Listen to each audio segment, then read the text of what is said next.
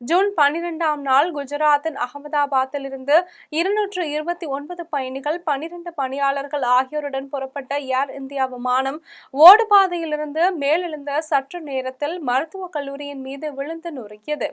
இந்த விபத்தில் விமானத்தின் உடைந்த பகுதி வழியாக கீழே விழுந்த ஒருவர் மட்டும் உயிர் தப்பினார்.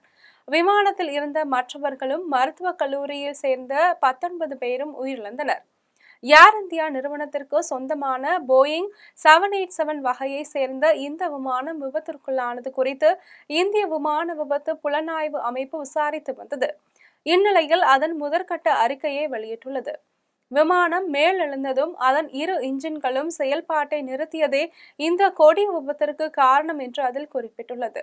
விமானத்தின் இன்ஜின்களுக்கு எரிபொருள் செல்வதை நிறுத்தியதே அவற்றின் ஓட்டம் தடைப்பட்டதற்கு காரணம் என்றும் குறிப்பிட்டுள்ளது. ஏன் எரிபொருள் செல்வதை நிறுத்தினாய் என்று விமானி ஒருவர் வினவியதற்கு, நான் நிறுத்தவில்லை என்று மற்றொரு விமானி பதிலளிப்பது கருப்பு பெட்டியில் உரையாடலாக பதிவாகியுள்ளது குறிப்பிடத்தக்கது. இதனிடையே விமான விபத்து குறித்த விசாரணைக்கு முழு ஒத்துழைப்பு அளிப்பதாக ஏர் இந்தியா நிறுவனம் அறிவித்துள்ளது.